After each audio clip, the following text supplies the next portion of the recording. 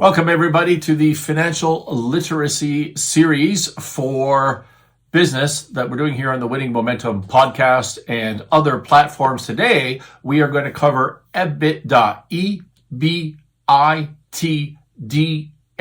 EBITDA.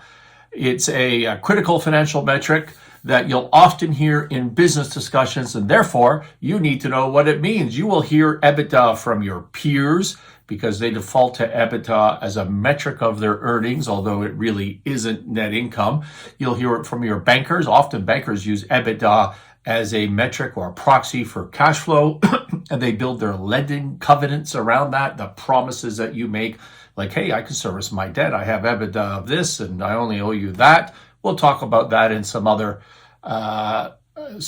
episode of this financial literacy series. You'll hear it from merger and acquisitions, business brokers, business valuation people like myself, because they build their multiples around EBITDA. When you hear multiples, often it's a multiple of EBITDA. That's what your business is worth.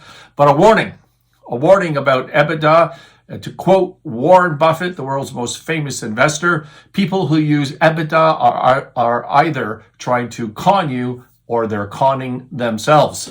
That's what Warren Buffett thinks about EBITDA. We'll talk about that in a second. But still, it is such a common metric and common language of in finance and business that you need to know what it is so that you have the literacy. So as I said, EBITDA is EBITDA, earnings before interest, taxes, depreciation, and amortization.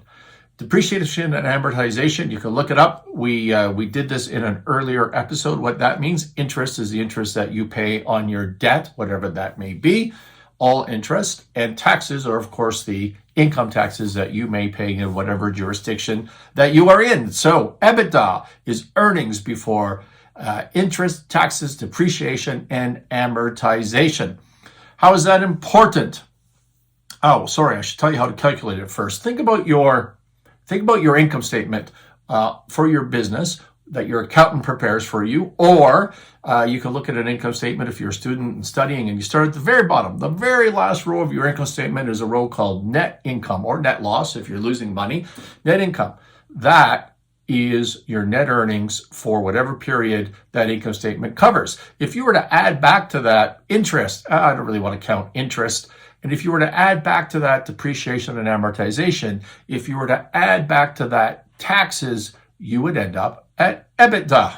Okay, earnings before interest, taxes, depreciation, and amortization. All you're doing is adding back those three expenses. That's the word I'm looking for. So why is it important? Well, first, EBITDA focuses on the core profitability of the company, right? Because your interest, your taxes, depreciation, and amortization are really a function of your capital expenditures. How many assets do I want to buy? At what rate am I depreciating them? How do I finance that stuff? That impacts your interest. Your jurisdiction impacts your taxes, and whether things are capital in nature or business income in nature affects the write-off schedule. So if you want a apples to apples comparison, which we'll talk about next between companies, often you fall to EBITDA, but EBITDA is often equates to operating income, certainly in smaller businesses, right? And because of that, you kind of get more of a core, these are my earnings from my operations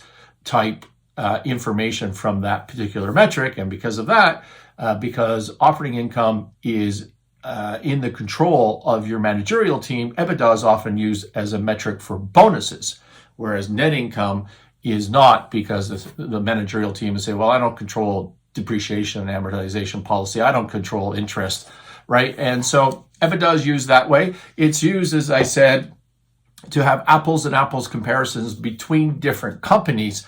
How is my EBITDA compared to your EBITDA if we are in the same industry? Because it removes all of these other impacts of capital structure, taxes, how we finance our things, right? And so that's the third way that EBITDA is often used. And as I mentioned at the beginning of this, it's used by business valuators to kind of give you the worth of your company. If someone walks around and says, hey, your business is worth 5 times.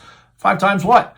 Well, you need to be clear about that, but often it means 5 times EBITDA in that hypothetical example. And of course, lenders use EBITDA as well, as I said, as a proxy for your cash flow. So that's how EBITDA is important in business. It is really used very often.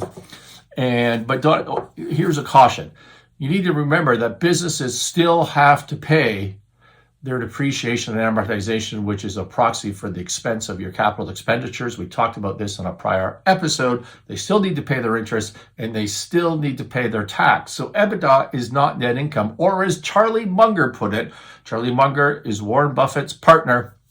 He said, I think that every time you see the word EBITDA, you should substitute in your mind the word bullshit earnings.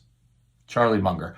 That's EBITDA. It's an important metric for you to understand in your financial literacy. Thank you for joining me. Subscribe, whatever you're listening to this podcast on. Subscribe, go to thescottsinclair.com and connect to our newsletter and check out our blog there for more useful content and back episodes of this. We will talk to you next week.